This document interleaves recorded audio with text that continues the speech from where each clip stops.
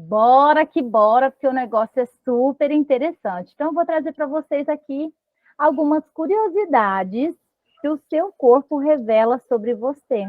Então, depois dessa aula de hoje, vocês vão entender muito melhor as pessoas com quem vocês se relacionam e também vão se entender muito melhor, tá?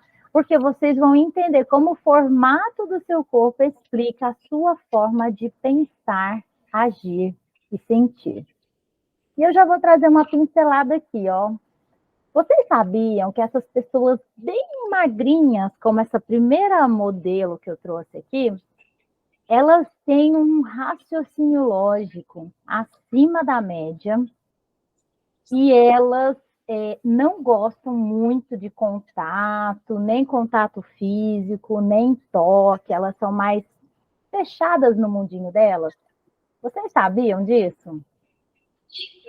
Ao mesmo tempo, vocês sabiam que essas mais arredondadinhas, que dá vontade assim de apertar e abraçar, o corpo delas é assim justamente porque elas adoram um abraço, um contato físico, e elas são super comunicativas, acolhedoras. Sabiam disso?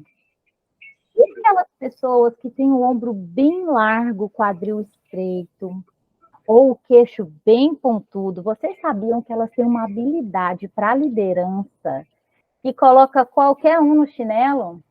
É verdade.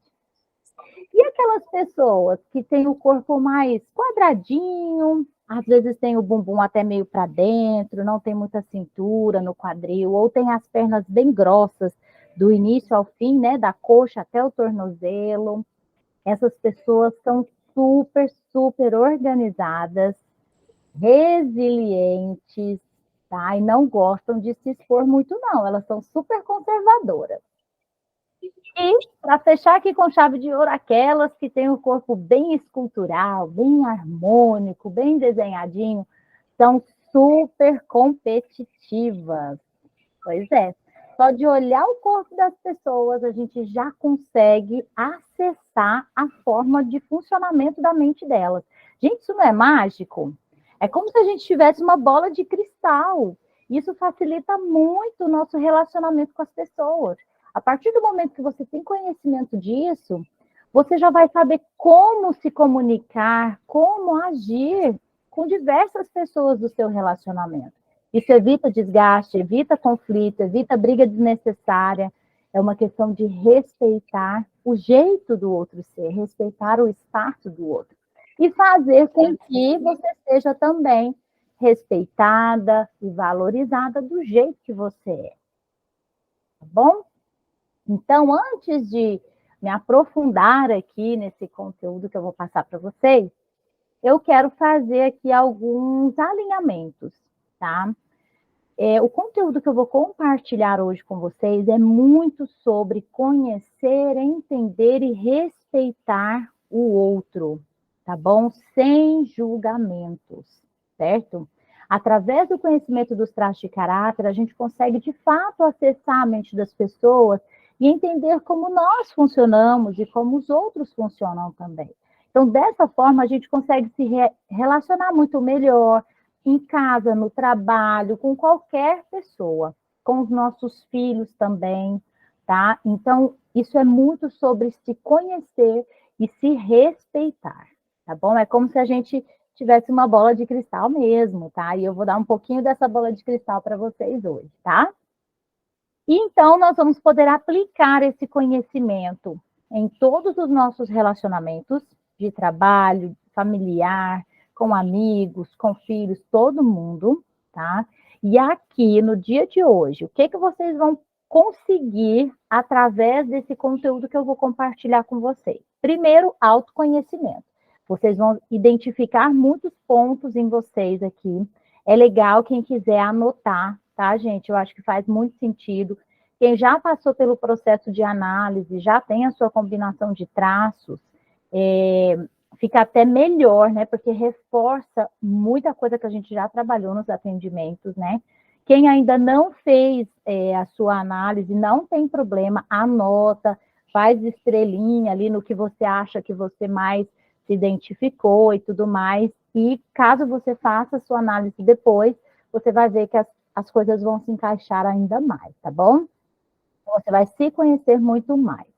Você vai encontrar algumas respostas sobre a sua forma de pensar, agir e sentir.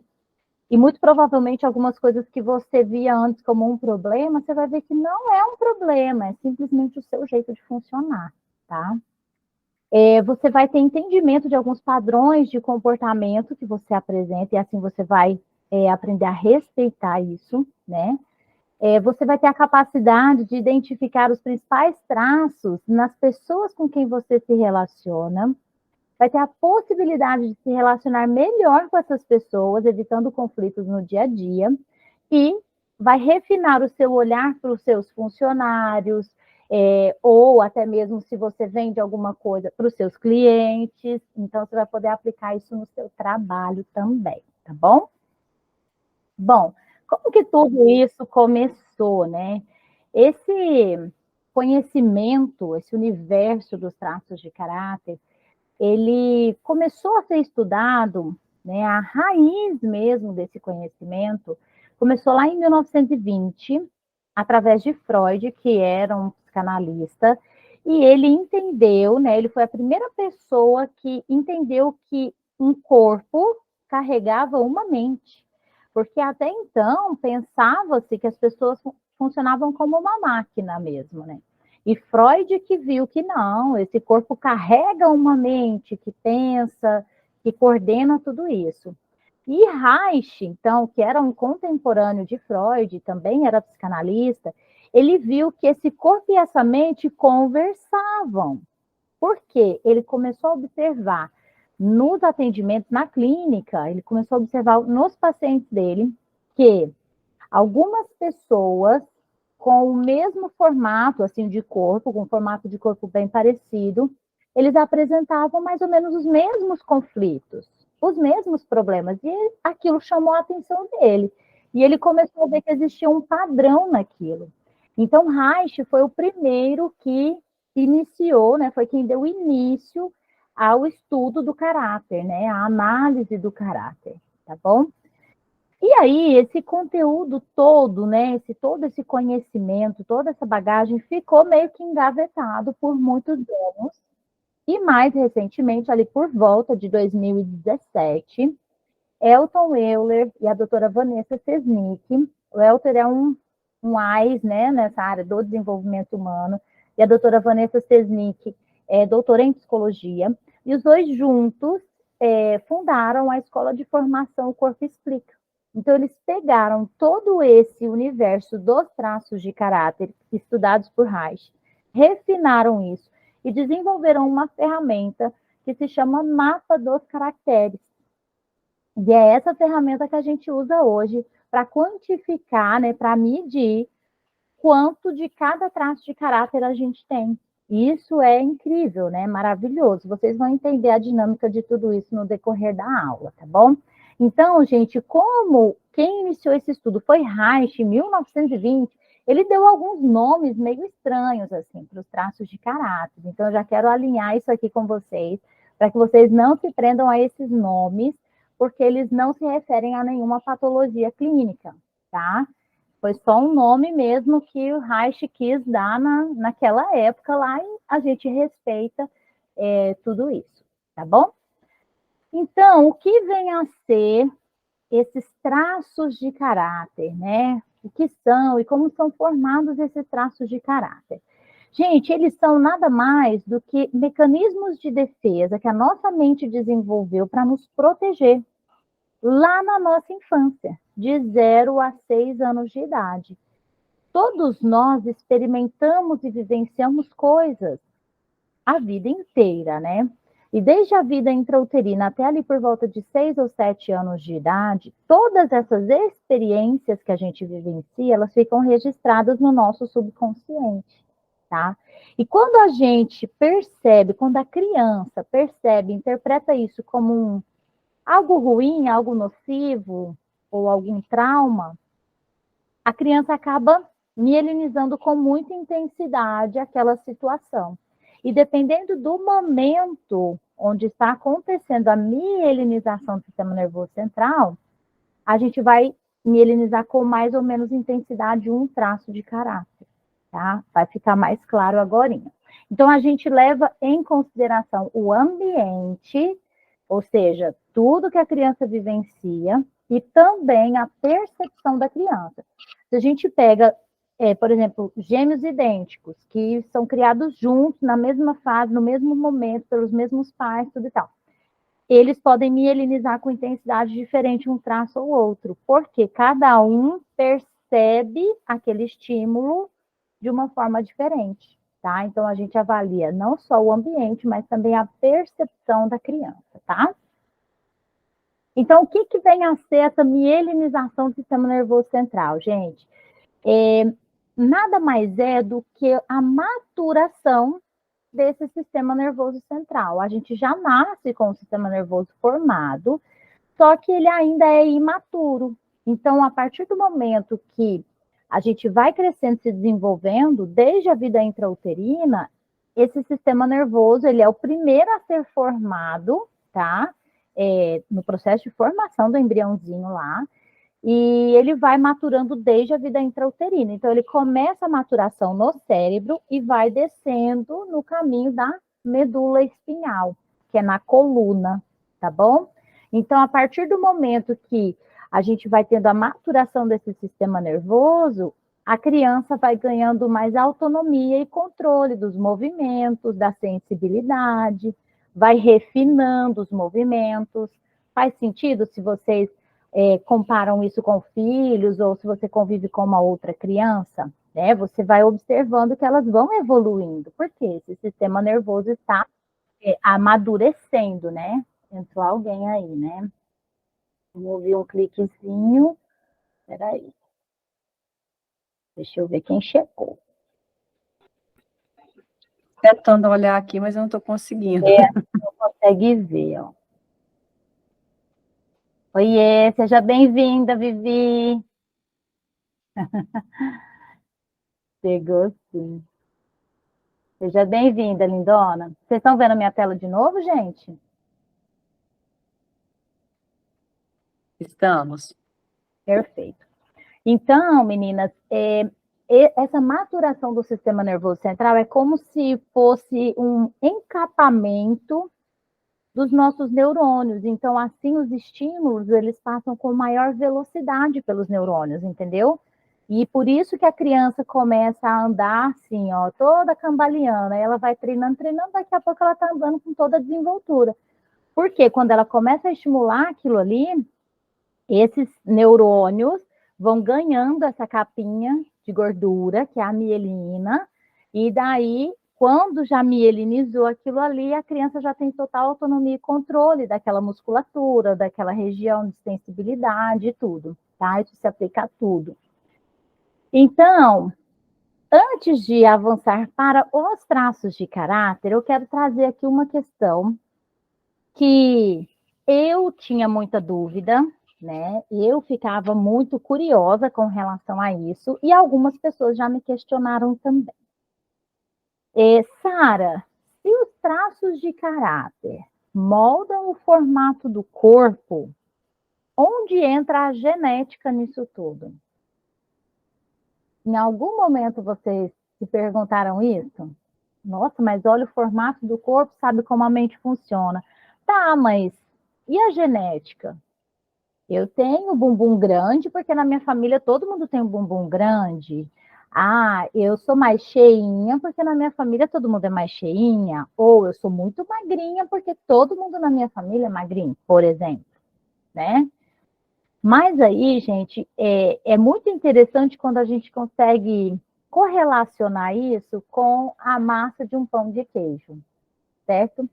Então, imaginem que a nossa carga genética fosse a massa de um pão de queijo. Então, você preparou lá a massa do pão de queijo, certo? Você pega parte dessa massa e assa o pão de queijo no micro-ondas. Você pega mais um pouco de massa, a mesma massa, e assa no forno a lenha. Um outro tanto no forno a gás, um outro tanto no forno elétrico. A mesma massa de pão de queijo, assada em fornos diferentes, vão nos dar um resultado final totalmente diferente. Faz sentido? Às vezes um vai ficar mais moreninho que o outro vai ficar com a casquinha mais durinha e massinho por dentro, o outro vai crescer mais, o outro vai ficar com um sabor diferente. Vocês concordam? Então, é como se os traços de caráter fossem o forno que a gente vai assar a nossa carga genética, tá? Se a gente pensa assim, fica muito claro para a gente entender. Então, o resultado final da nossa obra-prima, que cada um aqui é uma obra-prima, né? O resultado final é, na verdade, uma combinação da carga genética com todas as experiências que a gente vivenciou e formou, então, os nossos traços de caráter, certo? É uma combinação de genética com traços de caráter. Ficou claro até aqui, gente? Então, nós temos 5 traços de caráter. Lembra que eu falei dos nomes? Não dá muita bola para isso não, tá? Esquizoide, não tem nada a ver de esquisito. Oral, psicopata, que não tem nada a ver com aquele matador dos filmes. O masoquista, que também não é aquele que fica se torturando, tá? E o rígido. Então, são 5 traços de caráter, que são formados durante a mielinização do sistema nervoso central, de 0 a 6, 7 anos de idade. Então, gente, todas nós passamos por todo esse período durante a nossa infância, né? Ninguém nasceu e, de repente, tinha 4 anos de idade. Não, todo mundo teve que passar por toda a etapa de crescimento. Então, todos nós temos os 5 traços de caráter, em proporções diferentes. E aqui está a mágica do negócio. É essa combinação dos traços que vai dizer tudo sobre nós no final das contas, certo? Mas nós temos infinitas combinações e possibilidades. A nossa combinação de traços de caráter é como se fosse a impressão digital emocional de cada uma aqui. Então, seria impossível eu falar aqui da combinação de todos esses traços, tá? Então, eu vou falar individualmente de cada um dos 5, tá? Mas acalmem o coração, que é natural que você se identifique com mais de um, porque, de fato, nós somos essa mistura, certo? Então, às vezes, você vai se identificar com 2 ou até com 3 traços de caráter, tá? Isso é bem comum, natural que seja assim. Tem algumas pessoas que têm na mesma intensidade, né, ou intensidade bem parecida, bem próxima, os 5 traços, e aí nós chamamos essas pessoas de distribuídas, mas de uma maneira bem geral, o mais frequente é que as pessoas tenham 1, 2 ou 3 traços mais evidentes, certinho? Então, se você se identificar com mais de um, tá tudo certo, viu? E para ficar fácil vocês entenderem, eu vou explicar sobre cada um dos traços, respeitando essa ordem de maturação do sistema nervoso central, tá bom? Então, o primeiro traço que se forma é o traço de caráter esquizoide. Quando o bebezinho, imagina você, quando estava lá na barriga da sua mãe ainda, certo? Então, nessa fase intraútero, a mielinização está acontecendo no cérebro, certo?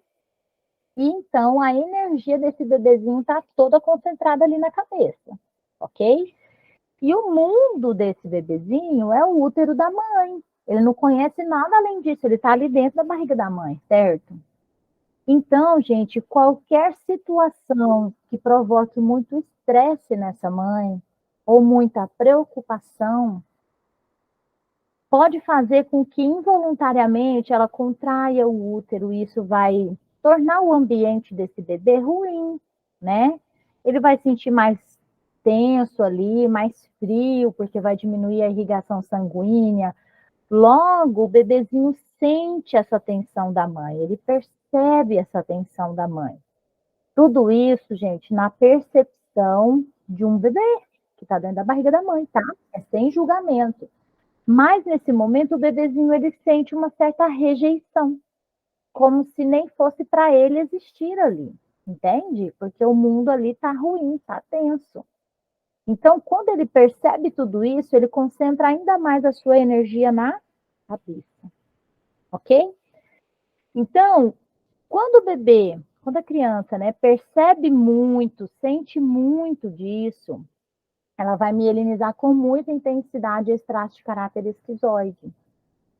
E aí, ela vai desenvolver um corpo mais alongado, rosto alongado, ossos aparentes, um corpo mais sem energia, sabe assim? Quase que parece que vai desmontar. Geralmente a cabeça muito grande ou a testa muito grande, ressaltada, tá bom? Porque imagina-se um cabeção num corpo pequenininho. Por quê?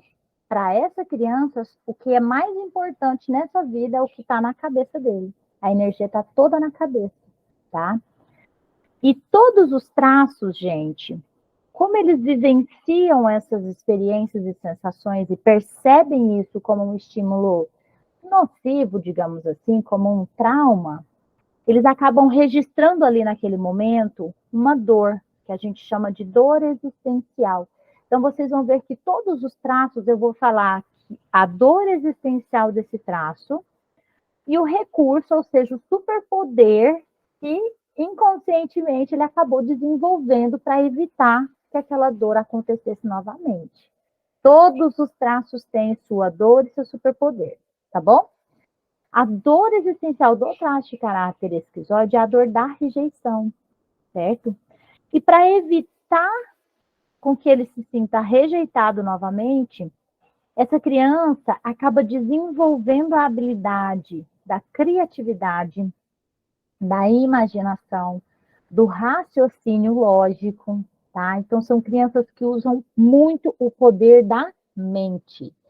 São pessoas, né? Eu falo criança porque eu estou falando da formação do traço, mas assim, mesmo na vida adulta, são pessoas que usam muito da lógica, do raciocínio, é aquela pessoa que, tipo assim, você está começando a história aqui, ela já foi lá e já voltou. Tipo, o raciocínio dela é acelerado, tem novas ideias constantemente, tá?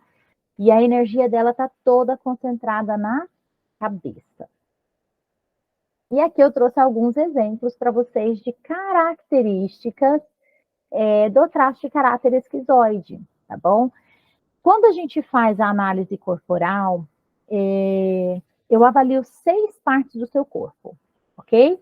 É o formato da sua cabeça, dos olhos, da boca, do tronco, do quadril e das pernas. Então, são 6 partes do corpo que eu avalio. Então, vocês vão ver que eu trouxe algumas imagens aqui mais de rosto, mais de corpo, porque tudo isso é informação importante para montar o mapa dos caracteres, tá?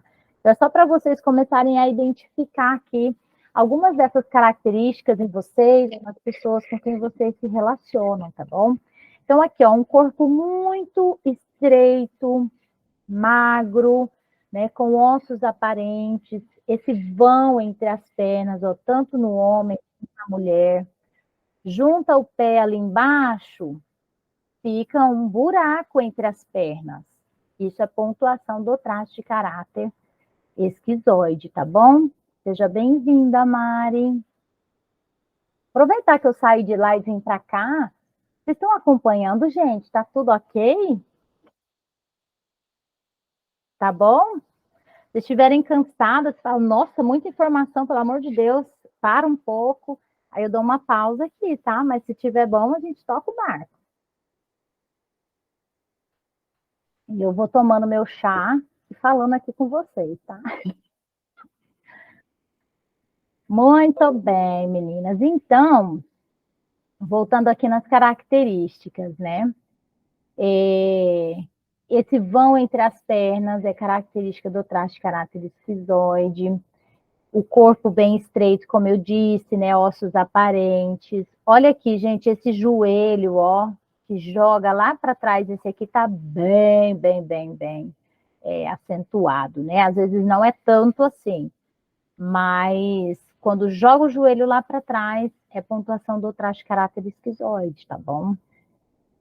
Mais características aqui, olha só. Aqui desse lado a gente tem os olhos, ó, um olhão grande, tá? Parece que quase vai sair para fora, né, do olho. Aqui, ó, com relação à sensação e expressão, ó, um olho meio que de... Sabe aquele olho desfocado, meio de peixe morto? Eu dormi, esqueci de deitar, é meio isso, sabe? É pontuação de esquizoide, essa testa aqui também. Olha aqui, gente, como esse rosto é alongado, como essa cabeça é alongada. Isso aqui é ponto de esquizoide também, olha, essa daqui também. E essa testa, misericórdia, né? Você olha ali, parece que o cérebro está querendo pular dessa cabeça aqui, não parece que só tem cérebro aqui? Esquizoide. Aqui as entradas, ó, no cabelo. Aqui, ó, além de ter essa entrada, a testa é grande e as têmporas aqui são afuniladas. A cabeça desse cara aqui é super esquizoide, tá? Talvez no resto do corpo ele tenha muito de outros traços, mas a cabeça dele é bem, bem esquizoide, tá bom? Trazendo essas imagens, fica fácil de vocês começarem a identificar essas características nas pessoas, né? E aí, o que eu vou fazer com esse conhecimento? E agora, né? Percebi que eu tenho um filho que tem muito desse traço esquizoide, ou meu marido tem muito desse traço esquizoide, e agora? Como que nós vamos proteger e potencializar essa pessoa? Primeira coisa, respeite a necessidade dela de ficar sozinha e se desconectar do mundo. Essas pessoas têm essa necessidade de simplesmente não fazer nada de vez em quando, sabe? É aquela coisa de, o que você está fazendo? Nada. É aquele momento que o marido pega o controle da TV e está passando lá 1000 canais e não está assistindo nada. É uma forma de se desligar e se desconectar do mundo, sem prestar atenção em nada, sem focar em nada, sem fazer nada necessariamente, tá? E quem tem muito desse traço tem muito dessa necessidade. E muitas vezes eles usam esse tempo sozinho até para criar coisas. Ou não, ou simplesmente para se desconectar. E aí vai dormir ou vai olhar para o tempo, tá? E outros gostam de usar esse tempo para criar coisas, tá? Então, vai muito de como cada um lida com isso. Mas se desconectar de pessoas e de, né, atividades é muito importante. Acolha e valorize as ideias dessas pessoas. Pensa que para um esquizoide é muito importante a ideia que ele está compartilhando com você. Foi algo que ele criou, então ele valoriza demais isso. Se você quer criar um ambiente saudável para uma pessoa esquizoide, valorize as ideias dele. Porque isso vai incentivar com que ele tenha cada vez mais ideias, e assim vai se colocando sempre no recurso. E se você é esquizoide, seja você a primeira a valorizar as suas ideias, ao invés de você já, né, rejeitar suas ideias, já colocar 1000 críticas e acabar não compartilhando com ninguém. Então, aí você já está rejeitando as suas próprias ideias. Então, não faça isso com você, tá? É importante que você valorize as suas ideias. Anotar todas essas ideias para você não se perder, porque o raciocínio é muito acelerado, tá? Quem tem muito episódio tem um raciocínio lógico acima da média. E pode se perder nesse tanto de ideias mesmo. Então, é legal você ter o caderno de ideias, viu? Explore coisas lúdicas e criativas.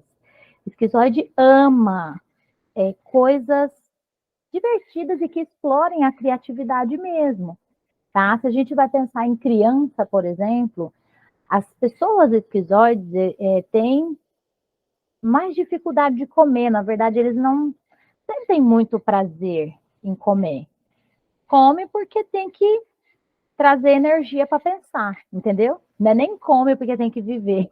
Come o suficiente para pensar. Basicamente isso. Então, quando criança, essas crianças sofrem muito, porque os pais se incomodam com isso. Falam, não, vou ir ruim de comer, não quer comer nada, não, não. Então, ajuda quando você cria pratos criativos e lúdicos para essa criança, por exemplo, tá? Porque ele vai comer porque é divertido e não vai comer porque é gostoso. tá? A forma dele enxergar o mundo é dessa maneira. Então, trazer coisas lúdicas e criativas pro dia a dia faz muito mais sentido para o esquizoide. Até para se vestir, vai fazer umas combinações mais nada a ver, vai ter vontade de colocar, se for criança, por exemplo, um tênis diferente em cada pé, umas coisas assim malucas. Então, o que você pode fazer? Alinhar com o seu filho, por exemplo, momentos e lugares onde ele pode explorar essa criatividade. Então, olha, em casa, no final de semana, quando a gente for passear na vovó, aí você pode colocar a roupa do jeito que você quiser. Quando for para a escola, tem que colocar o uniforme. Quando a gente for sair para passear, a mamãe te ajuda a escolher a roupa. Pronto, ok? Ok. Porque senão ele vai querer ir para a festa parecendo um carnaval, né? Então, faça esses alinhamentos antes. Então, você não vai estar limitando a criatividade dele, pelo contrário, você vai estar mostrando que é legal, mas que tem momento para isso, né? E isso é muito bacana. Encontre novos estímulos para se manter motivado. Então, o esquizoide ama um estímulo novo, coisas criativas novamente, tá? Quando vier a dificuldade de se expressar, escreva. Então, o esquizoide não é muito de falar, não é muito de se conectar, mas ele precisa se comunicar. Então, às vezes, é muito difícil para um esquizoide se comunicar com alguém. Principalmente, imagina, um marido super esquizoide e uma mulher super oral, que vocês vão ver daqui a pouquinho. Oral fala pelos cotovelos. Aí o marido pensa, nossa, já é difícil de falar. Se eu for tentar falar alguma coisa, já vem ela falar 1000 coisas por cima, não vou nem começar. Então, às vezes, ele deixa de se comunicar, porque para ele aquilo é desgastante mesmo, tá? Então, escrever é uma ótima saída para isso, tá bom? Tá fazendo sentido para vocês, gente? Nós vamos agora, então, para o segundo traço de caráter, que é o traço de caráter oral. E esse traço de caráter, gente, ele é formado no período da amamentação. É logo que o bebê nasce, né, até ali os seus primeiros meses de vida, antes de 1 aninho. Nesse momento, a mielinização, ela está ali na coluna cervical, certo? E imagina um bebê de 2, 3, 4 meses, ele não sabe falar, né? Então, ele se expressa com o choro, certo? E ele fica naquela dependência de que o adulto responsável adivinhe o que ele precisa, não é verdade? Então, o neném está lá no berço ou no carrinho, chorando. Aí a mãe, né, no intuito de querer acudir, acolher aquele bebê, dá o peito. Aí o bebê mama, é gostoso mamar, lógico. Não necessariamente que fosse fome, mas aí dali a pouco ele tá chorando de novo, aí dá a chupeta. Aí ele cospe a chupeta e continua chorando. Aí troca a fralda. Aí o bebê continua chorando. Você tenta de tudo e você não atende a necessidade desse bebê. Porque, na verdade, ele estava com calor e você tinha que trocar a roupinha dele. Mas ele não sabe falar, ele só chora. Você tem que adivinhar o que ele queria. Entende? Então, a criança acaba percebendo nesse momento que ele não teve as suas necessidades atendidas e ele se sente abandonado. Então, lembra do alinhamento que eu fiz no início? Não é que a mãe rejeitou o filho esquizoide ou que a mãe abandonou esse filho oral. Não, é uma percepção que a criança, na sua visão limitada de criança, né, teve daquele momento, daquela situação. Então, ela se sente abandonada, porque a necessidade dela não foi atendida.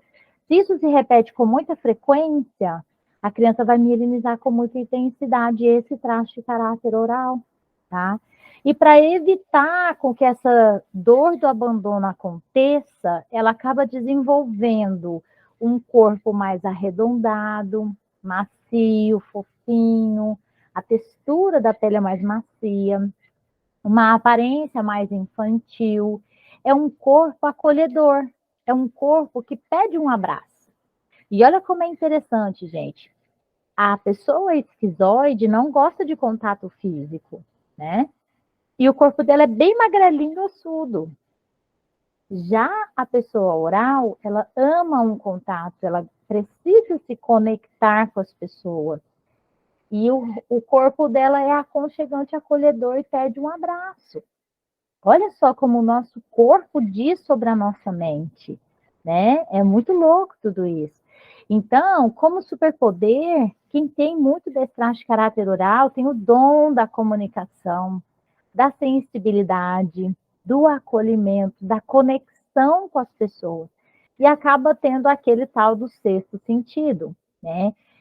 São aquelas pessoas que têm uma habilidade natural de perceber o sentimento do outro. Então, mesmo que a sua amiga não abra a boca, o jeito dela te olhar, o jeito dela entrar na sua casa, você já sabe se ela está chateada, se ela está triste, se ela está preocupada, se ela está feliz.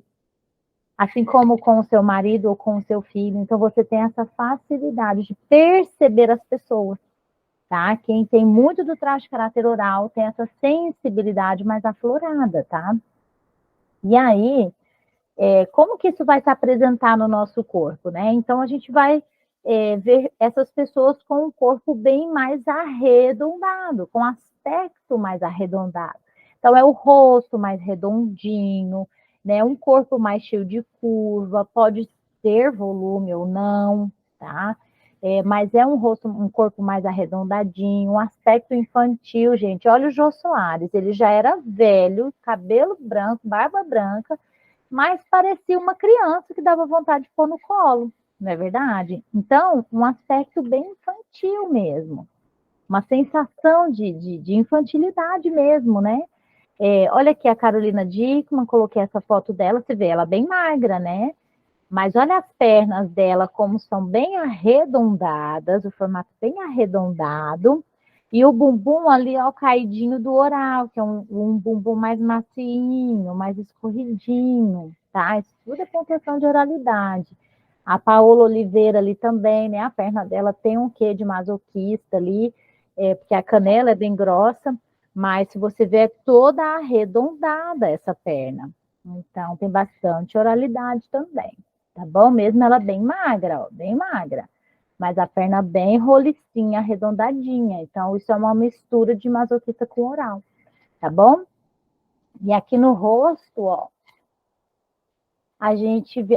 aqui uma característica importante na perna, no rosto é na próxima foto. Essas pessoas que têm o joelho, né, a perna, desenha como se fosse um X ali no joelho, sabe? Isso também é pontuação da oralidade.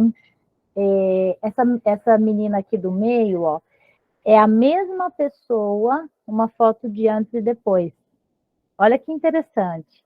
Ela passou por um processo de emagrecimento e olha como, mesmo magra, ela tem muita oralidade. Diminuiu o volume, principalmente do abdômen, mas olha a perna dela como é rolicinha ainda a coxa, bem arredondadinha, né? E mesmo na barriga, ela perdeu o volume, mas você vê que o aspecto é mais molinho, mais macio. Então, assim, tem gente que se questiona, fala, não, vou fazer análise corporal, mas eu ganhei muito peso recentemente, ou eu emagreci muito porque eu fiz uma bariátrica, vamos supor, perdi 50 quilos. Bom, pode mudar o percentual do gráfico de um jeito ou de outro? Muito pouco. Mas os picos, com certeza, não vão mudar. Então, assim, se você é uma oral rígida, você vai continuar sendo uma oral rígida, mesmo mais gordinha ou mais magrinha, entende? Então, os picos dos seus traços vão continuar os mesmos, tá? Isso é muito legal. Até mesmo com o envelhecimento, né? Tem gente que fala, como é? É mais desafiador fazer uma análise de uma pessoa de mais idade? É. Mas ainda assim, as características aos olhos do analista corporal, elas estão ali, as evidências, né? Eu fiz até um post no Instagram falando sobre isso da idade. E é bem, bem legal, assim, bem interessante, sabe? Que a gente vê que dá para pontuar normalmente, entende? Não faz diferença, tá? Essa foto desse rapaz eu coloquei também um antes e depois de emagrecimento, mas eu quero que vocês observem bem aqui, ó, no meio do peito dele. Olha como tem um buraco ali, tá vendo? Isso a gente chama de buraco do oral, é o vazio do oral. Quem tem muito desse traço de caráter acaba sentindo assim um vazio mesmo, um buraco no meio do peito, que parece que nada preenche, né? Então, isso fica evidente no nosso corpo, tá? Em algumas pessoas. No rosto, olha aqui, alguns rostos orais, né? Bem arredondadinhos, com a bochecha bem saliente, o aspecto mais infantil, né? Tudo isso traz oralidade. O sorriso, um sorriso mais gengival, mais infantilizado também, aquele sorriso largo que a gente vê até lá no último dente, ou uma boca muito volumosa também, é tudo pontuação de oralidade, tá bom? Os olhos miudinhos, que se conectam bastante, parece que está pedindo um colo ali, isso também é indicativo do traço de caráter oral presente nessa pessoa, tá bom?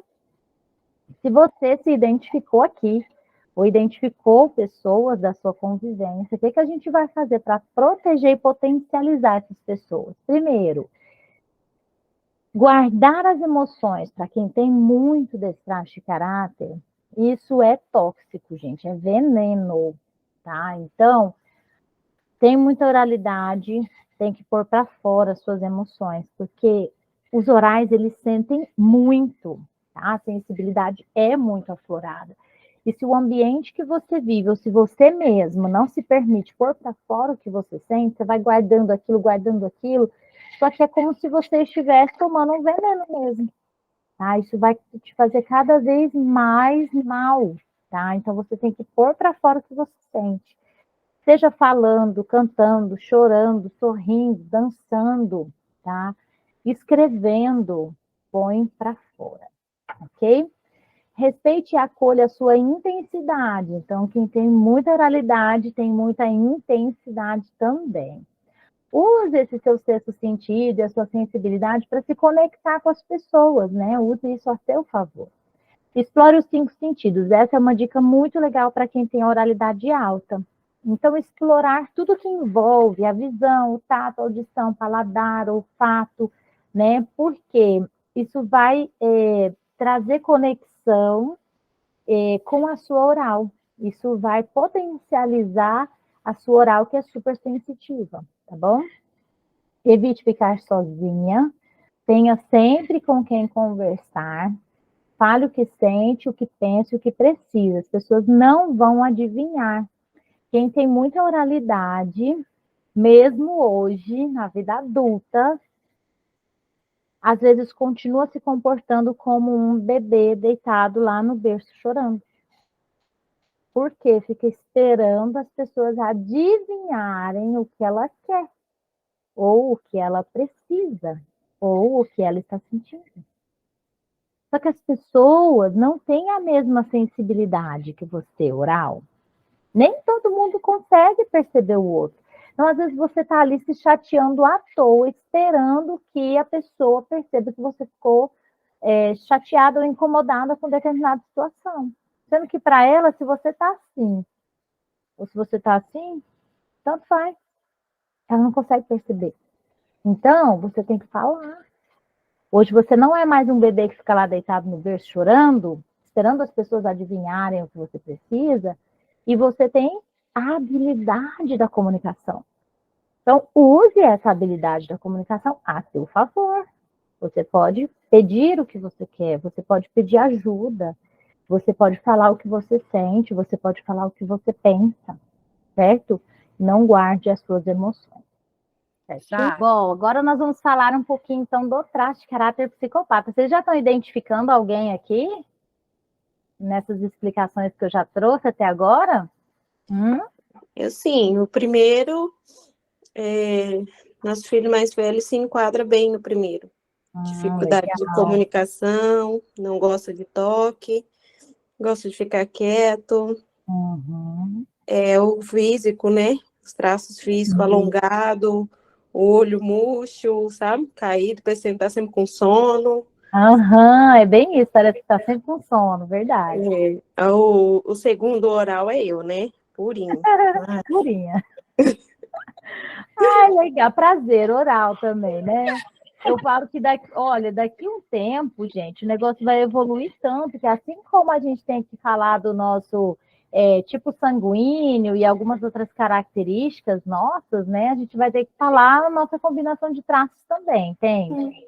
Na hora de uma entrevista de emprego, na hora de algumas coisas assim específicas, nossa, faz total diferença. Gente, máximo isso, não tinha pensado nisso. Mas Olha, não gosto de trabalhar no meio da sala, vou ter que trabalhar no cantinho. Olha, eu gosto de trabalhar com pessoas. Eu não gosto de trabalhar sozinho. Legal. Aham.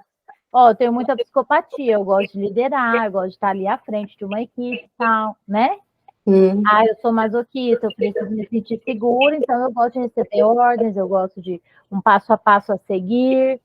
Então, assim, faz Porque hoje em dia, nas entrevistas de emprego, pelo menos a última entrevista de emprego que eu fiz há uns 2 anos atrás, tinha que falar como que a gente era nesse sentido, né? Se a gente trabalhava bem em equipe ou individual, né? Se a gente tinha característica, tinha algumas perguntas para saber se a gente tinha ali uma característica de liderança, e eles colocavam a gente no cargo que mais enquadrava para a gente, sabe? Mas é isso que a Sara vai ensinar, o superpoder. A maioria das pessoas não sabem como ela funciona. A gente descobre isso depois da análise, é muito legal. É muito legal mesmo. E você sabe, Jéssica, que vai chegar um momento mesmo, já tem algumas empresas, né, que tem esse trabalho de consultoria com um analista corporal ali junto do RH na hora da contratação de pessoas. E vai chegar um momento que isso vai ser assim, praxe. Precisa contratar pessoas, tem que ter um analista corporal junto. Porque a parte técnica da empresa, né, o beabá do serviço e tudo, internamente eles vão saber avaliar se a pessoa tem aptidão ou não. Agora, a natureza da pessoa, digamos assim, na personalidade, na essência dela, para desenvolver aquela atividade, aquela função ali, um analista corporal, só de olhar o corpo da pessoa, vai saber se a pessoa é mais para vendas, se ela é mais para o financeiro, se ela é mais para estar ali gerente, coordenador, entendeu? Então, muito interessante. É muito legal. É muito legal. Bom, então vamos para o traço de caráter psicopata. Como eu disse, né, gente? Não é aquele psicopata lá dos filmes, tá? Esse traço de caráter, gente, ele é formado ali depois de um aninho da criança, entre 1 e 2 anos de idade, mais ou menos, quando a mielinização já está na coluna torácica, assim, ó, no meio do corpo aqui mesmo, tá? Nessa fase, a criança ela já tem bastante habilidade de desenvoltura com os bracinhos, mas as perninhas ainda ela não tem muita firmeza e habilidade. Algumas estão aprendendo a andar agora, né, com 12 meses, então é uma fase onde ela ainda está aprendendo a desenvolver os membros inferiores. Por isso esse formato de triângulo invertido, certo? Porque ela se movimenta muito bem aqui em cima, mas embaixo não, tá? Então, gente, nessa fase, a criança é toda engraçadinha, não é? Quem é que tem filho ou convive com criança, sabe que nessa fase é a hora que a criança está fazendo gracinha, começa a interagir com todo mundo, ela começa já a perceber as intenções das pessoas, certo? Então, como ela já faz gracinha, é muito comum que os pais às vezes peçam para a criança fazer um feito ali, né, uma gracinha, para uma visita ou para alguma pessoa, ou até ali dentro de casa mesmo. E quando a criança simplesmente não quer fazer, às vezes o adulto fala, não quer fazer? Tá bom, vira as costas, já dá uma ignorada na criança, parte para a próxima coisa, enfim. E naquilo a criança às vezes registra uma certa manipulação. Porque ela já começa a perceber as intenções das pessoas, e daí ela pensa, logo ela faz essa ligação. Poxa, se eu faço o que eles querem, o que eles me pedem, eu sou acolhido. E se eu não faço, eu sou ignorado. Então a criança acaba se sentindo meio manipulado ali e acha que ela só tem valor por aquilo que ela faz, entende? Não pelo que ela é de fato. Então, essas pessoas que mielinizam com muita intensidade o traço de caráter psicopata, elas acabam se tornando mesmo pessoas muito frias nesse sentido, de não se envolver muito.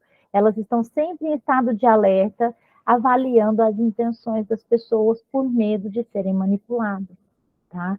Então, elas vão apresentar no corpo o formato de triângulo invertido, né? O ombro largo, o quadril estreito, o queixo bem fininho, muitas vezes uma postura bem impositiva, tá? Um olhar bem desafiador, assim, tá? Então, como recurso também para evitar essa manipulação, essas pessoas desenvolvem a habilidade da negociação, são super articuladores, desenvolvem uma liderança com facilidade e são muito estrategistas, tá? E avaliadores. Então, são pessoas que avaliam o tempo todo, tá? Inclusive, assim, já atendi algumas pessoas com psicopatia alta que relatam, assim, ser cansativa essa situação, de estar sempre, como que eu vou dizer, sempre de antena ligada.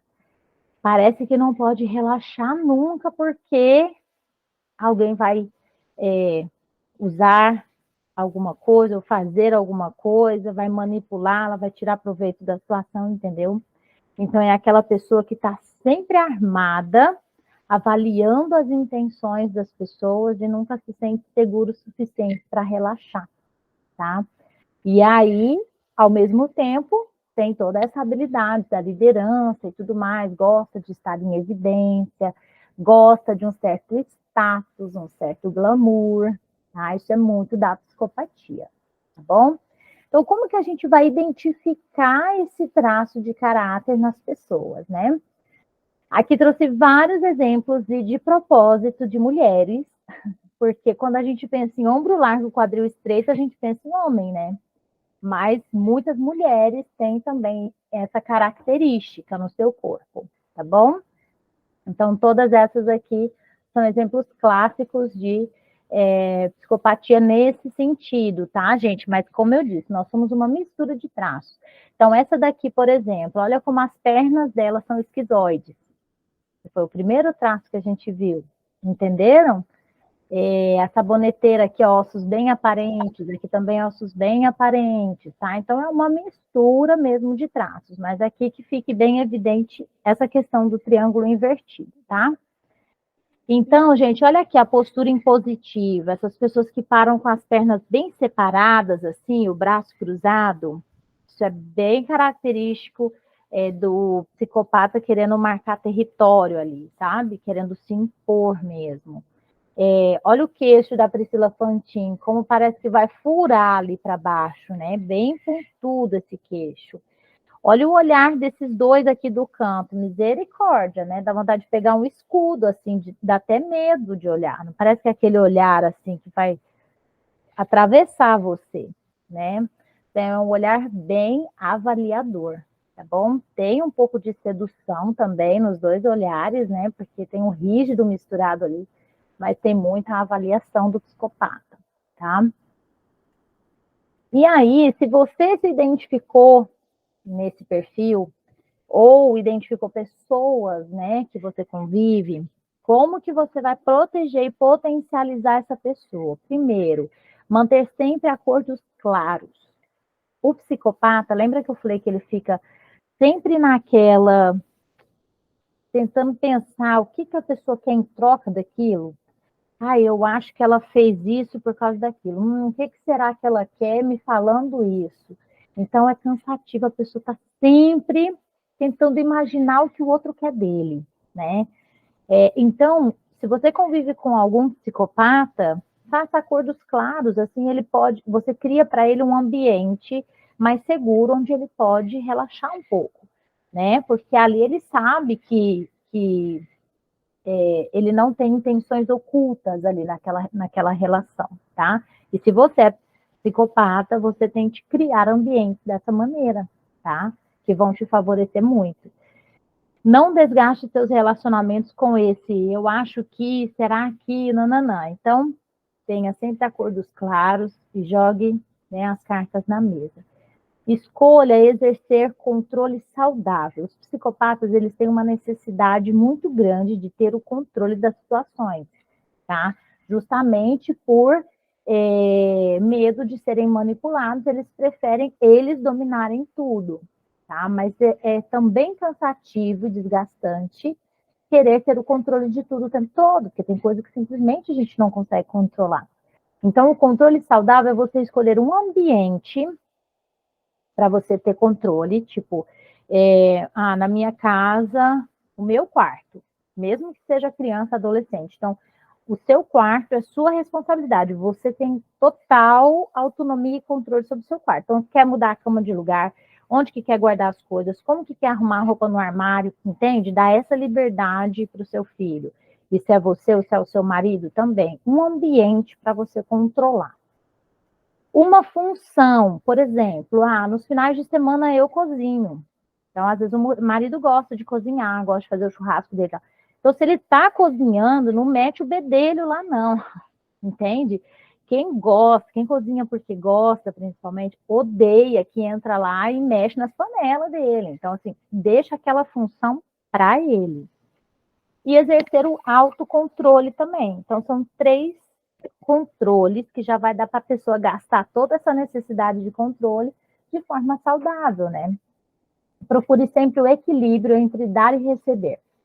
O psicopata, ele fica na dor quando ele sente que ele deu demais e não recebeu nada em troca, ou quando ele recebe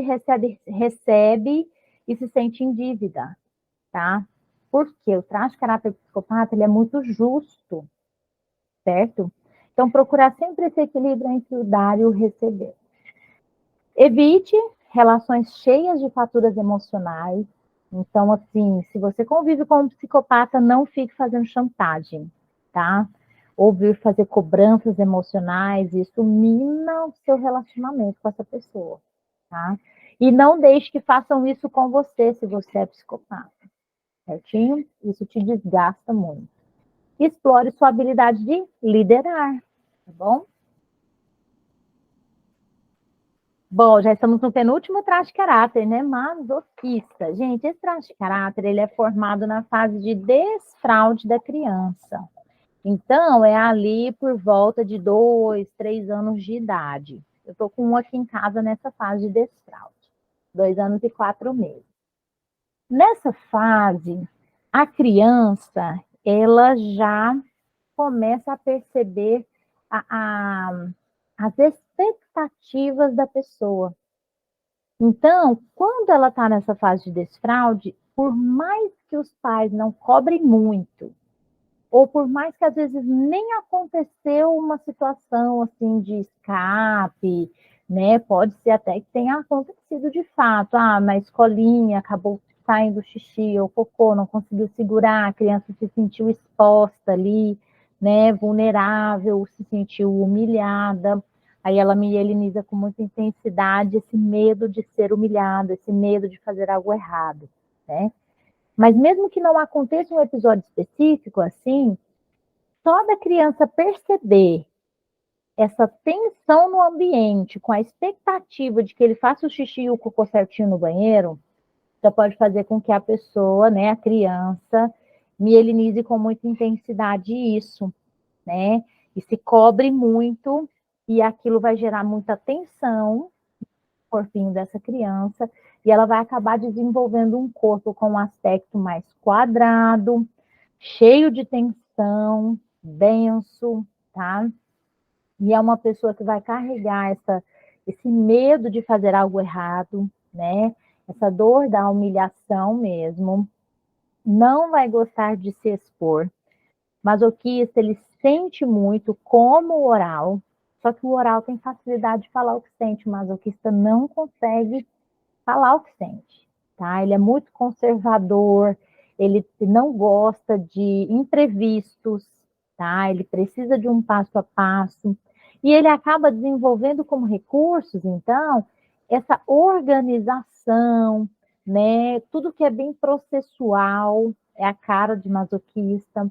Eles são muito atentos aos detalhes, são super resilientes, têm uma força de execução muito grande, tá? E eles são muito conservadores, né? Tem mais resistência com o novo, tá bom? Não são impulsivos e intensos como oral e rígido, por exemplo, tá?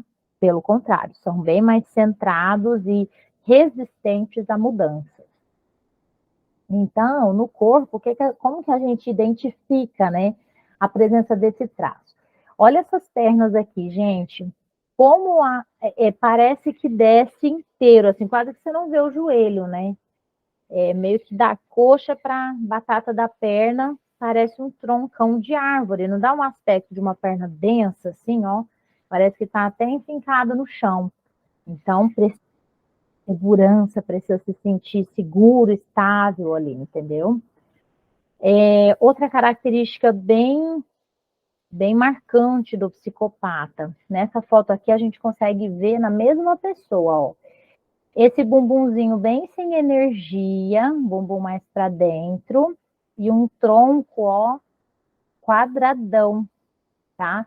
Você vê um retângulo aqui, ó, do ombro dela para o quadril, você quase não vê cintura, entende? Essa daqui também, ó, bem masoquinha, tá? Isso tudo é característica do traço de caráter masoquista. Essa daqui, ó, você até olha e fala, nossa, super oral rígida, né? Cheia de curvas, mais arredondadinha, só que olha como o bumbum dela dá uma achatada assim para dentro. Esse bumbumzinho entrado ali é a tensão do masoquista, tá? Aqui também um bumbumzinho bem sem energia, né? Bem para dentro. E eu trouxe essa foto dessa barriga aqui, bem para exemplificar, né? Principalmente nos homens. A gente fala, barriguinha de chope, né? Tem aquela barriga mais molinha, é a barriga do oral. E aquela barriga de chope mais durinha, não tem os homens que têm uma barriga bem dura, parece que está grávido? É a barriga do masoquista, aquela é uma gordura densa. Essa densidade, até na gordura, é do masoquista, tá? E aqui no rosto, ó, a gente vê o aspecto, né, quadrado. Olha isso daqui, desce uma linha reta aqui do lado. Ó, e olha isso daqui, essa quina até saltou para fora, essa quina aqui, ó, da mandíbula dele, de tão quadradão, de tanta tensão que tem ali, né? Tem rigidez junto, mas tem bastante masoquista. Tem aqui também, ó, a lateral bem quadrada, aqui tem a rigidez entrando aqui, mas é bem masoca esse rosto. Aqui mesma coisa. Aqui, ó, essa boca, esse puxar o canto aqui, ó, da boca para baixo, a boca em U, é clássico do masoquista. Aqui também, ó, puxando bem a boca para baixo.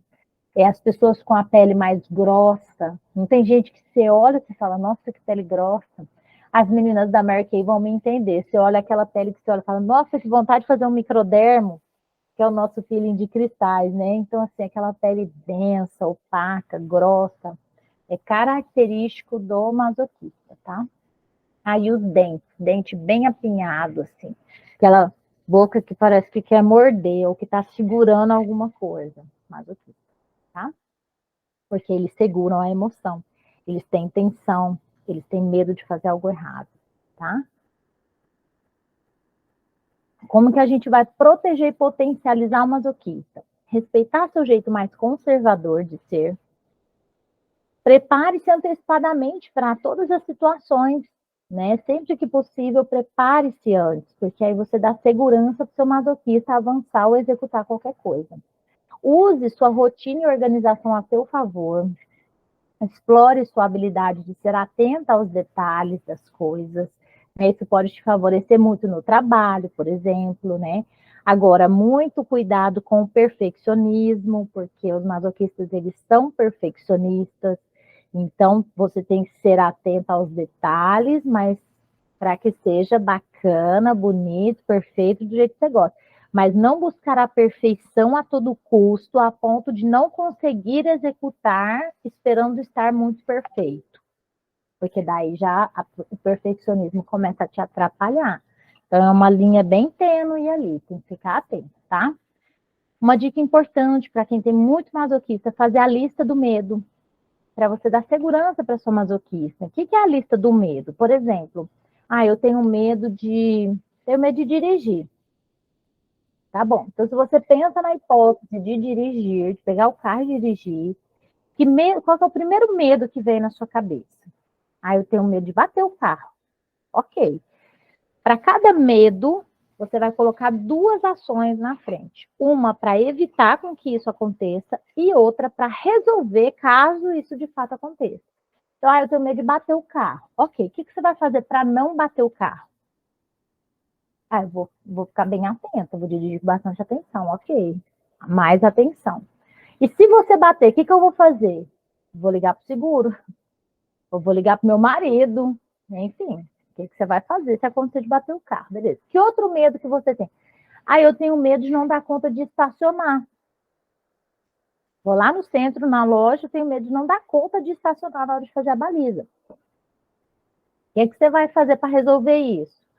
Eu vou treinar a baliza antes aqui no bairro, que aí não tem muito movimento de carro. O que mais você vai fazer? E se você chegar lá no centro e tiver dificuldade de estacionar? Não vou parar na vaga apertada, vou procurar uma vaga mais espaçosa. Pronto. Entende? Então, para cada medo, você coloca 2 ações. Gente, a sua masoquista vai ficar tão tranquila e segura de executar aquilo, porque ela não vai ser pega no imprevisto. Ela não vai ser pega de supetão. Ela já pensou em tudo que pode dar errado, todos os problemas podem acontecer, e ela já sabe resolver esses problemas. Então, isso dá muita segurança para a masoquista, tá? Permita-se ter tempo ou espaço para ficar sozinho e organizar suas emoções.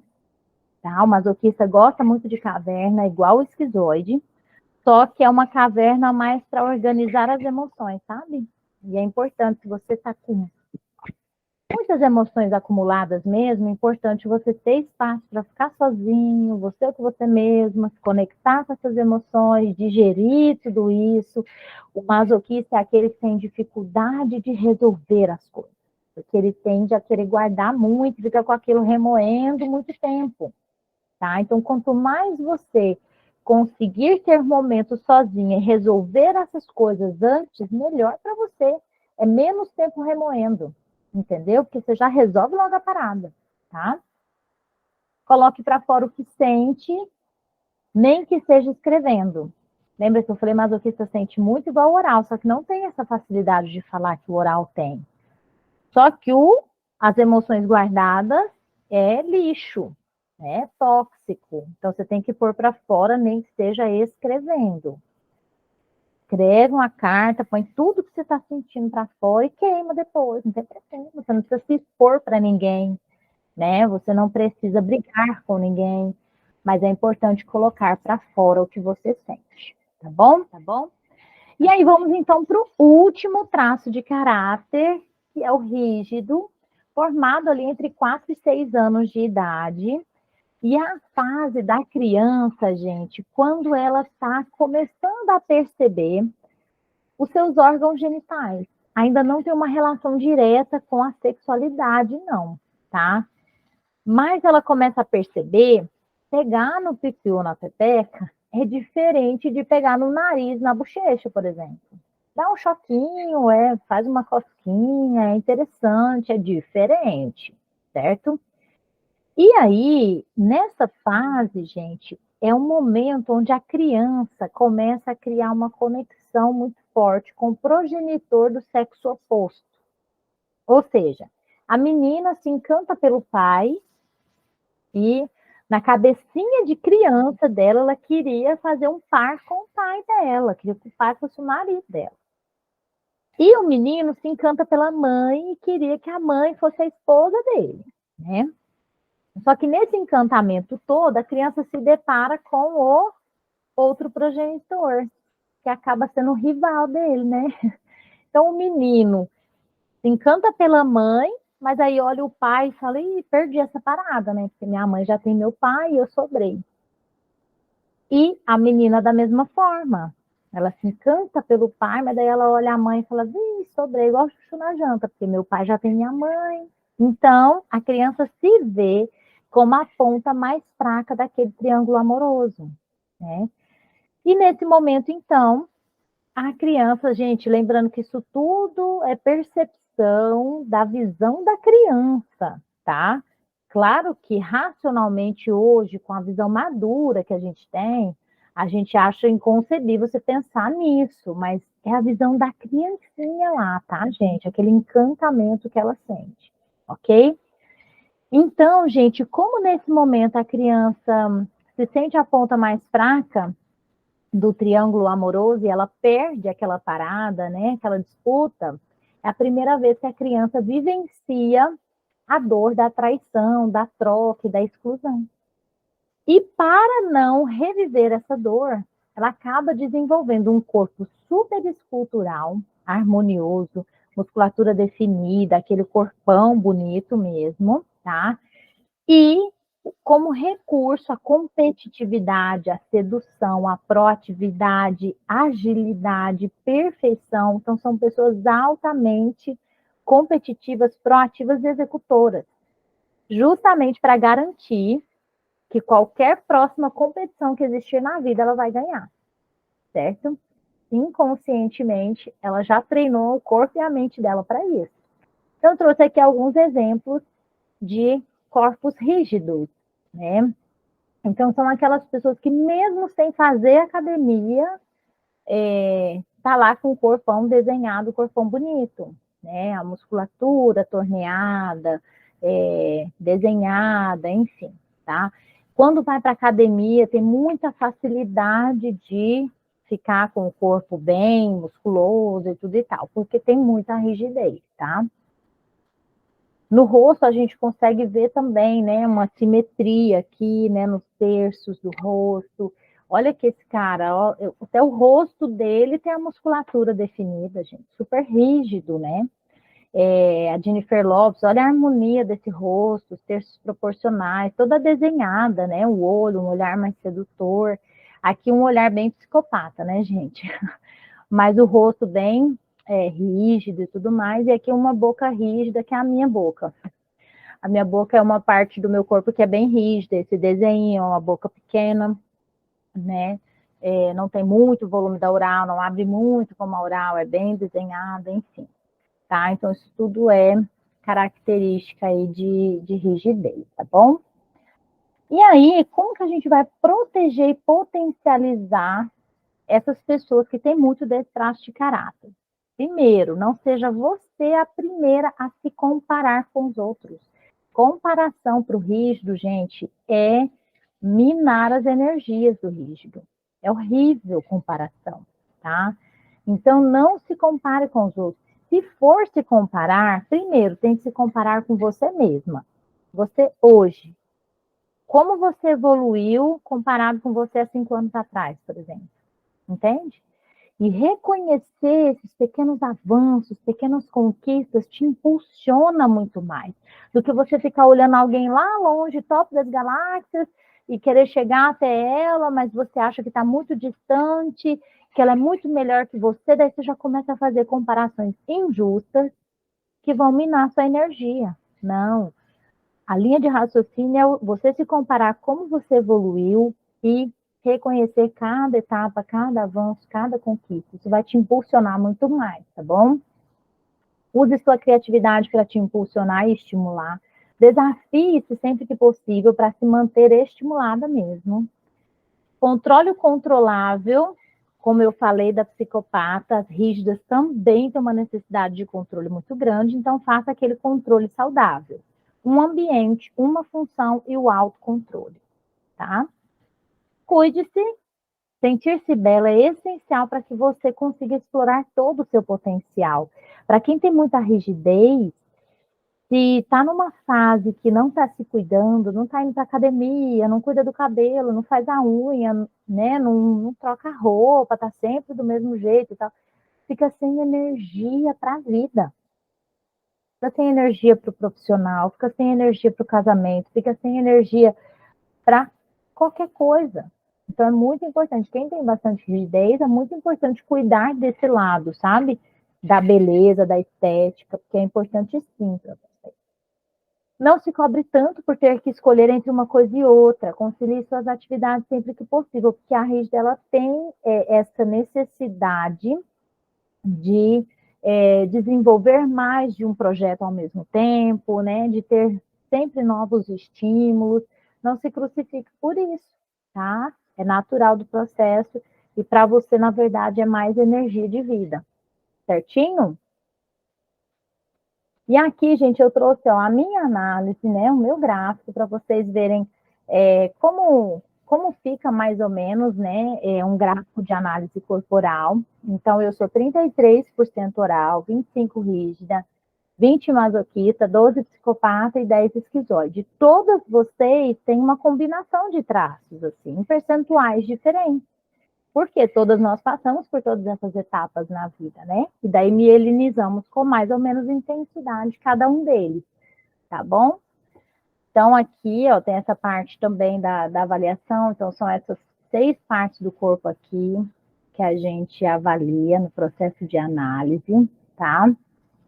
E aí vem uma questão. Antes de passar para isso daqui, eu quero saber de vocês se vocês têm alguma dúvida, se está tudo ok, se vocês estão acompanhando até aqui.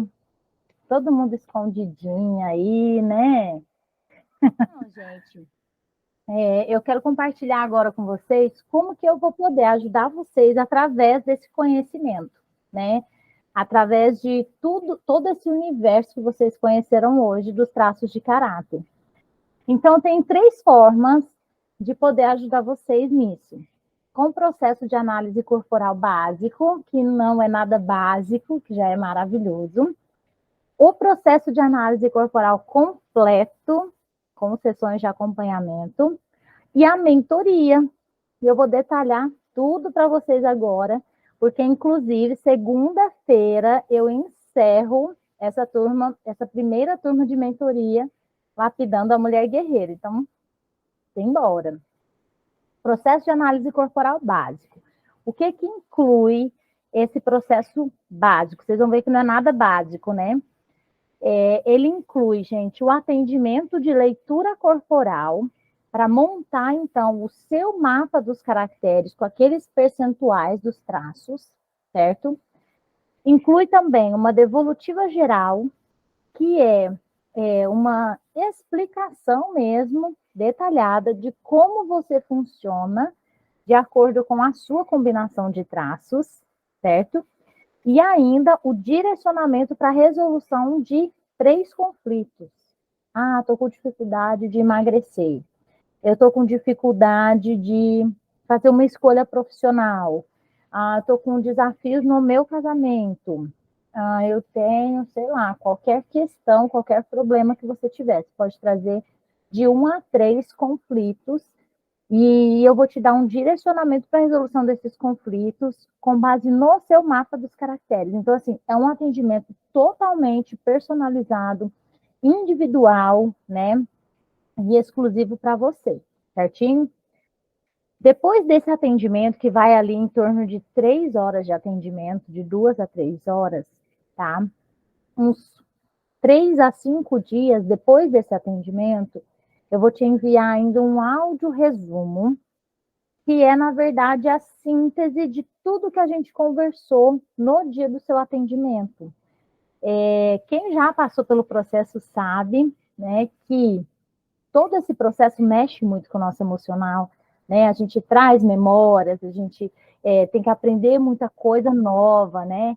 Então, assim, é muita informação. Por isso que eu gosto de fazer esse áudio resumo, porque vai selar, né? Todas essas informações, vai ser um reforço a mais para você saber se direcionar de uma forma mais clara, mais próspera, mais segura, tá bom?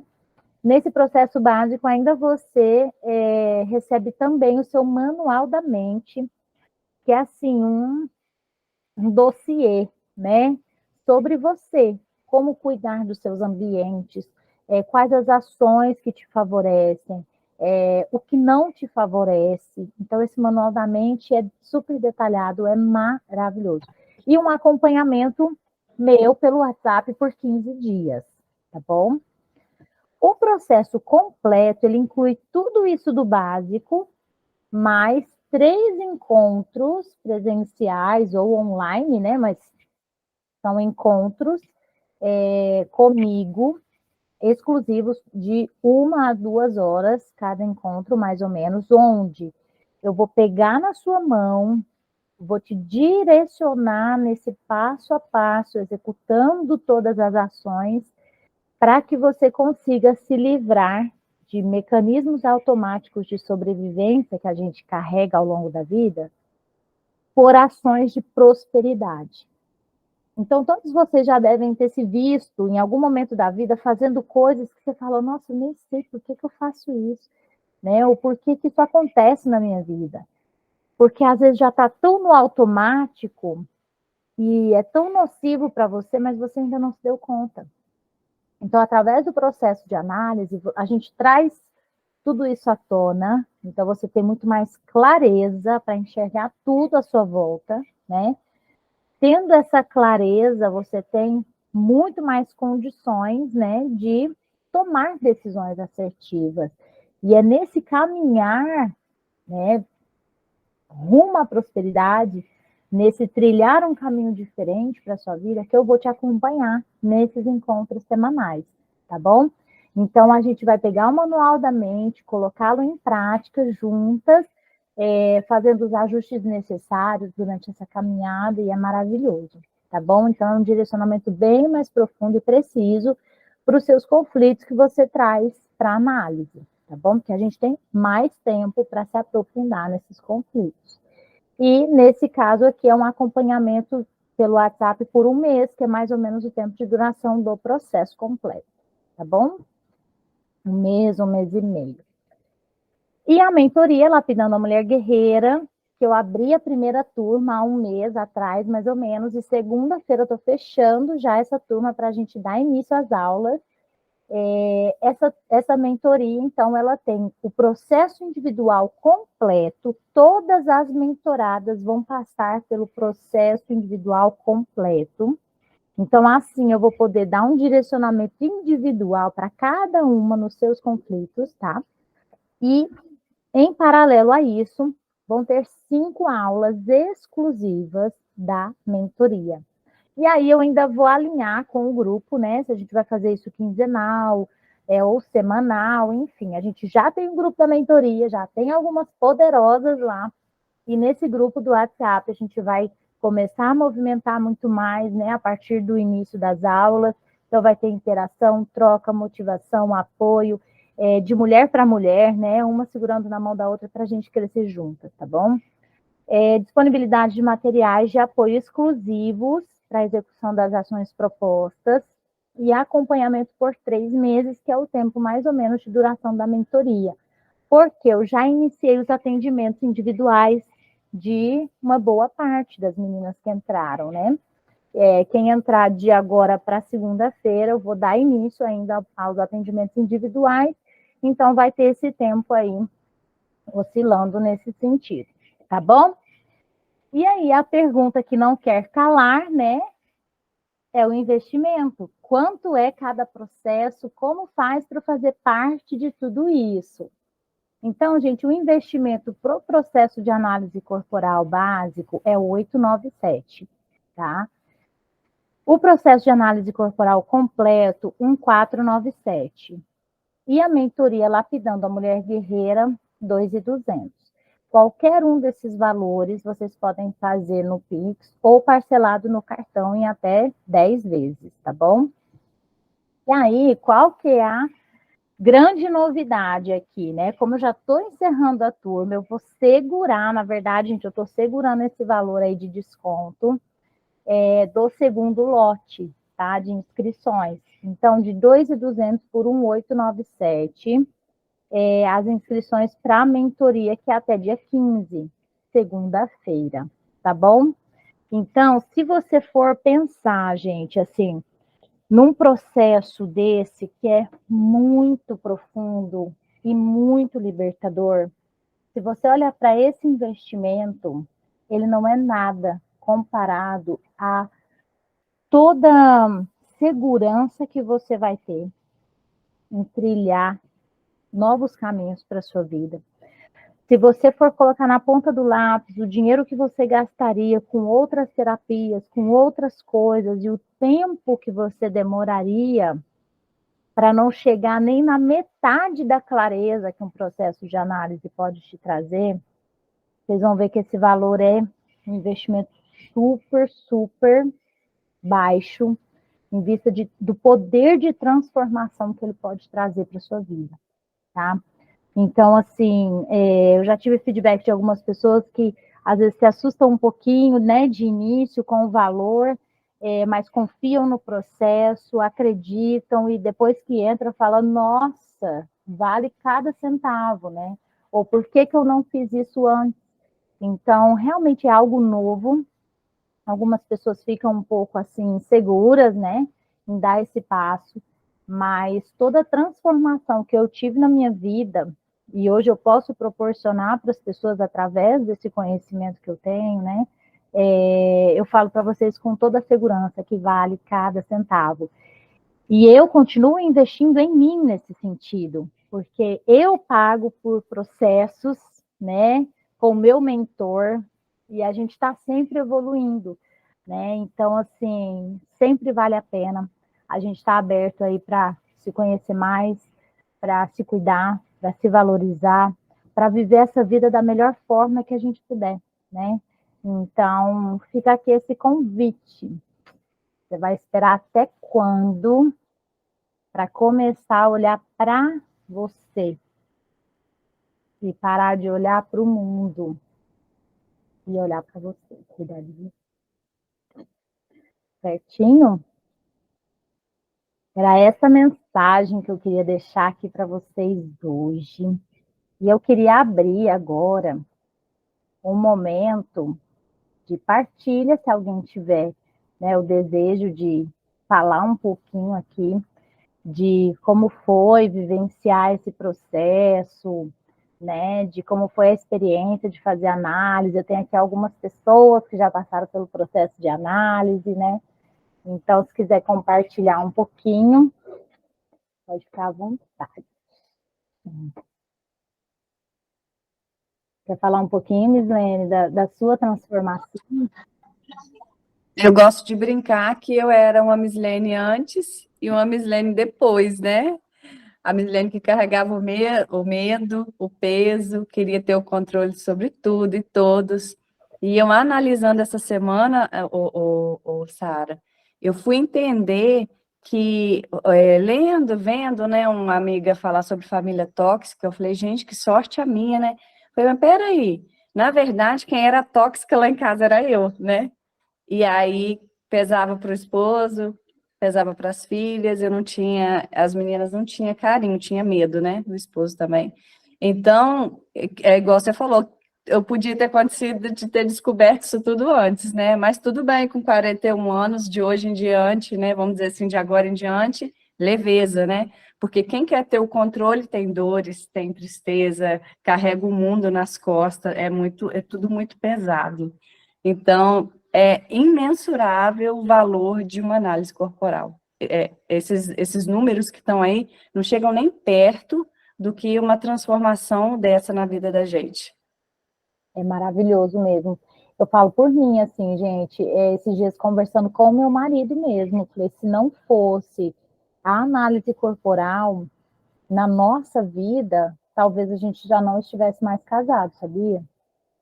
O meu marido. E daí a gente foi refletir que sim, total e completamente. Porque a minha necessidade de me garantir, de fazer acontecer, era tão forte, tão intensa, que eu sufocava ele. E eu não permitia que ele existisse dentro de casa, você entende? Olha que louco. Né? Então, assim, é uma transformação enorme para a vida da gente mesmo, e vale a pena, não só o financeiro, mas vale a pena a coragem de olhar para si. Porque não é só o financeiro, né? Tem gente que às vezes fala, estou sem dinheiro, mas no fundo, é porque está fugindo de encarar as dores e de mexer na ferida. Mas é preciso, às vezes, a gente fazer uma baguncinha para o negócio ficar lindo no final. Né? Foi o negócio da reforma da casa, que alguém compartilhou esses dias no grupo, eu até compartilhei com os meus clientes, que para a gente fazer uma reforma faz uma bagunça danada, né? Mas se não existir esse processo de bagunça, a gente não tem um resultado lindo no final. Então, acima até do financeiro, é muito importante ter a coragem de passar pelo processo. Essa semana, meu esposo teve que arrumar o quintal e deu erva daninha. Então, aquela erva, né, que cola, ela vai acoplando em todas as árvores. Então, o nosso quintal ficou todo abafado, todo. Só existia ela por cima. E aí, meu esposo mandou cortar as árvores, e aí ele virou e falou assim, eu não suporto entrar lá no quintal, enquanto não limpar aquilo tudo. E demorou um tempo, só que aí eu virei e falei assim, isso é igual a nossa cabeça, né, a nossa mente. Tudo antes dessa loucura que a gente fica tentando sobreviver, é uma sobrevivência, e depois veio o moço, tirou aquilo tudo e o quintal começou a florescer, dar fruta, entrou sol, ficou a coisa mais linda, e isso também é a nossa mente depois Isso aí, quem pagar para crer vai ver, falou, caramba, as duas não estavam mentindo, elas estavam falando da real, o acontecimento real que aconteceu na vida delas. E eu acho que o mundo inteiro precisa e merece passar por isso. São dores que a gente deixa de carregar, são pesos que a gente deixa para trás, e a vida vai ficando mais leve, mais tranquila, e a gente vai vivendo. Os problemas vão vir, claro, só que eles vão interferir muito menos na nossa felicidade, na nossa integridade mental. É maravilhoso, gente. Com certeza. É bem no sentido de que a gente já vai saber o que fazer com eles quando eles vierem, né? Porque a gente já se conhece, a gente não vai ser pega de surpresa, a gente vai ter toda a habilidade, a desenvoltura para lidar com qualquer problema que aparecer. Então, esse autoconhecimento, assim, ele não tem preço mesmo, né? Porque nos traz uma liberdade e uma autonomia para a gente poder viver a nossa vida mais leve mesmo, e não tem preço mesmo, né? Maravilhoso. Só mais um exemplo. Hoje, meu esposo saiu, estava nervoso e falou isso, aquilo outro, tudo por causa de uma pontinha de uma unha. Aí eu virei e falei assim, aí em vez de dar aquele susto, aquela ansiedade, aquele negócio ruim, eu ficar martelando a minha mente naquilo, eu virei e pensei assim, gente, isso é com ele, não é comigo. Isso é algum problema que está na mente dele, ele jogou em cima de mim, mas eu não recebo, porque é dele, volta para ele. E daí a pouco ele chegou e falou assim, nego, ó, eu tô com isso, tô com aquilo, que não sei o que tem. Eu falei, beleza, graças a Deus que eu não sou ainda aquela medrosa que fica acolhendo todo o problema do mundo para mim. Isso é muita leveza, gente, em todos os sentidos, é maravilhoso. Ai, que bom, muito massa. E é isso, gente. Muito, muito, muito obrigada pela presença de todas vocês aqui. Eu sei que algumas não puderam entrar, então eu já estou gravando e vou disponibilizar para quem não pôde entrar, poder assistir, tá bom? E quem está aqui e ainda não está no processo, vem para cá com a gente, porque a gente quer transbordar, né, toda essa transformação das nossas vidas para as vidas de vocês também, né? Obrigadão, Ana, pela presença também. Obrigadão, Miss.